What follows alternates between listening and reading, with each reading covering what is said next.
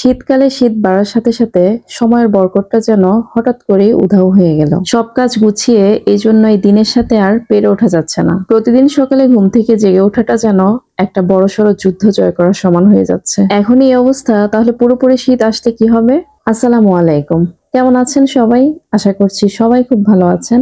আমরাও ভালো আছি আলহামদুলিল্লাহ। মেয়ের টিফিনে প্রতিদিন ভিন্ন ভিন্ন কিছু দেওয়ার ইচ্ছা থাকলেও আসলে সবসময় তা সম্ভব হয়ে ওঠে না। তবে যত যাই হোক, বাসা নাস্তাটা দেওয়ারই চেষ্টা করি। আর এখন যেটা দিচ্ছি সেটা হলো ডিম রুটির একটু আপডেটেড ভার্সন, মানে মোগলাই স্টাইলে ডিম রুটিটা একটু ভেজে দিচ্ছি, এটাই আর কি। আর পাশে কিন্তু আমি পেঁপে ভাজি বসিয়ে দিয়েছি। সকাল সকাল দেখা যায় অনেক সময়ই ভাজি করাটা একটু ডিফিকাল্ট হয়ে যায়, তখন কিন্তু ডিম রুটি শেষ ভরসা। তো মেয়ে বলছিল আজকে ডিম রুটি নিবে না, তো এভাবে ভেজে দিয়েছি আর মেয়ে তো সেই খুশি।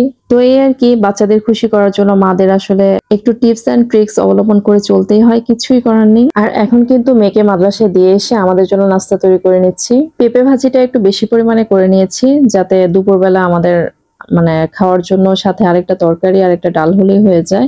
যেহেতু নুহুনার বাবা খায় না, অফিসেই খেয়ে নেয়, তো আমাদের 3 মা মেয়ের কিন্তু হয়ে যাবে। আর এখন নাস্তা তৈরি করে নিচ্ছি নুহুনার বাবার জন্য। আজকে কিন্তু আমি আর রুটি বানাইনি, আগে থেকে রুটি বানানো ছিল, জাস্ট একটু ভাজি করেছি।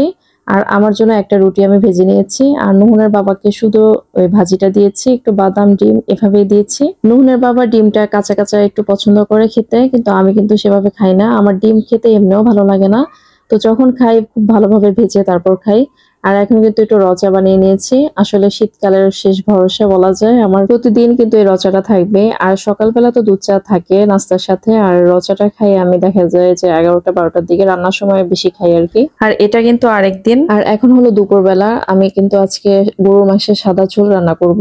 এটা আমি কখনো রান্না করে খাইনি। অনলাইনে অনেকেই দেখেছি রেসিপিটা ট্রাই করতে, অনেক ভিডিওতে দেখে দেখে আসলে লোভ সামলাতে পারিনি। নুহুনের বাবাও আজকে বাসায় আছে, তাই আর দেরি না করে রান্নার জন্য চলে এসেছি। প্রথমে কিন্তু আমি পেঁয়াজ আর কাঁচামরিচ বেটে নিয়েছি। এখানে কিন্তু হলুদ আর গুঁড়ামরিচটা যাবে না, যেহেতু সাদা ঝোল তাই আর কি। আর সাথে কিন্তু সব ধরনের মশলাই যাচ্ছে। আর এখানে কিন্তু আমি সাদা গোলমরিচ দিয়েছি, একটু ক্র্যাশ করে দিয়ে দিয়েছি।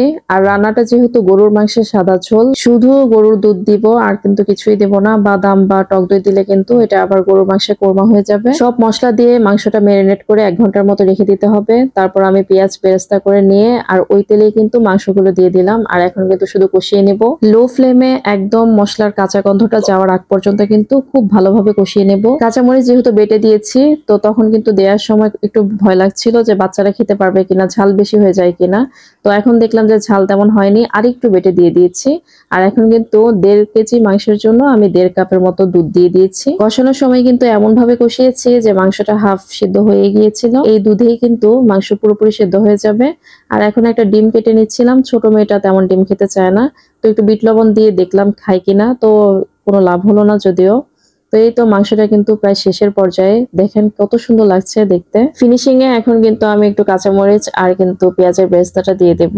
ব্যাস, আমার রান্নাটা কিন্তু শেষ হয়ে গিয়েছে। আর এই সাদা ঝোলের সাথে কিন্তু পোলাও থেকে বেশি ভাত দিয়ে খেতে মজা লাগে, রুটি পরোটার সাথেও কিন্তু খুব ভালো যায়। তো রাতে কিন্তু সবার খাওয়া দাওয়া শেষ হয়ে গিয়েছে, আমার জন্য আমি একটা এভাবে রুটি বানিয়ে নিচ্ছি।